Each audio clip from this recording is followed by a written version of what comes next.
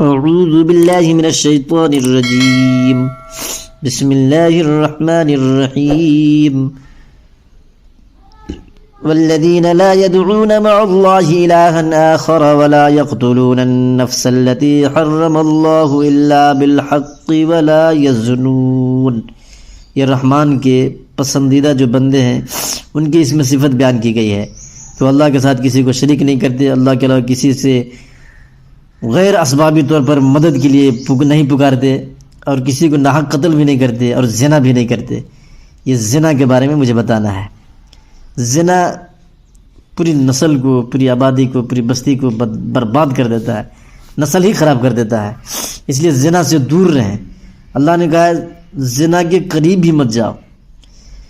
اب میں آپ کو بتا رہا ہوں، ایک آدمی نے مردہ لڑکی کے ساتھ زنا کیا، نوجوان لڑکی تھی 20 سال کی، اس کو دفن کر دیا گیا تھا، اس کو قبر میں سے نکال کے زنا کیا۔ اس کو آپ سنیں اور ایسی حرکتوں سے بالکل دور ہی رہیں اور زنا سے نفرت کریں۔ کسی قبرستان میں ایک شخص نے رات کے وقت قبر سے لاش نکال کر زنا کیا۔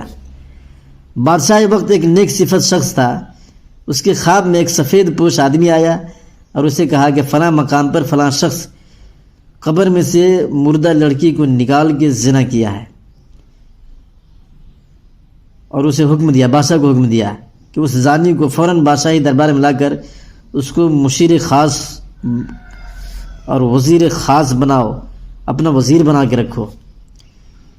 بادشاہ نے وجہ جاننی چاہی تو فوراً خواب ٹوٹ گیا، وہ سوچ میں پڑ گیا۔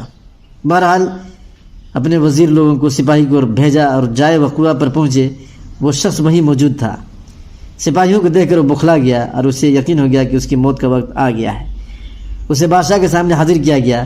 بادشاہ نے اسے اس کا گناہ سنایا اور کہا آج سے تم میرے مشیر خاص ہو، خاص وزیر ہو ایک دم۔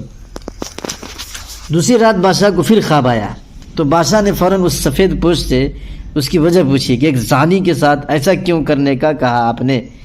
سفید پوش نے کہا اللہ کو اس کا گناہ سخت ناپسند آیا، چونکہ اس کی موت کا وقت نہیں آیا تھا، اسی لیے تم سے کہا گیا کہ اسے مشیر خاص بنا لو تاکہ وہ عیش میں پڑ جائے اور کبھی اپنے گناہ پر نادم ہو کر معافی نہ مانگ سکے، کیونکہ اس کی سزا آخرت میں طے کر دی گئی ہے۔ مرتے دم تک وہ عیش میں غرق رہے گا اور بلکہ خوش بھی رہے گا کہ جس گناہ پر اسے سزا دی جائے اس گناہ پر اسے اعلیٰ عہدہ مل گیا، سو اسے گمراہی میں رکھنا مقصد تھا۔ اور جب گناہوں پر آسانی ملنے لگی، آپ گناہ پہ گناہ کر رہے ہیں، حرام پہ حرام کام کر رہے ہیں، سود پہ سود کھا رہے ہیں، بہت سارے گناہ ہیں، جب گناہوں پر آسانی ملنے لگے، آرام ملنے لگے، عیش ملنے لگے، تو سمجھ لینا چاہیے کہ آخرت خراب ہو گئی ہے اور توبہ کے دروازے بھی بند ہو گئے ہیں۔ میں بہت پریشان ہوں۔ کیا آج ایسا نہیں ہے؟ بار بار گناہوں کا موقع ملتا ہے ہم سب کو، اور کتنی آسانی سے ملتا ہے، اور کوئی پکڑ نہیں ہو رہی ہے، اور ہم خوش ہیں، عیش میں ہیں۔ کتنی ہی مرد عورتیں ہیں کتنی بار گھٹیا فعل کے مرتکب ہوتے ہیں، اور مرد اسے اپنی جیت اور عورت اپنی جیت سمجھتی ہے، اور اگلی بار ایک نیا شکار ہوتا ہے۔ پہلی بار گناہ ہر دل زور زور سے دھڑکے گا، دماغ غیر شعوری سنگل دے گا، ایک ٹیس اٹھے گی ذہن میں، جسم لاغر ہونے لگے گا، کانپنے لگے گا۔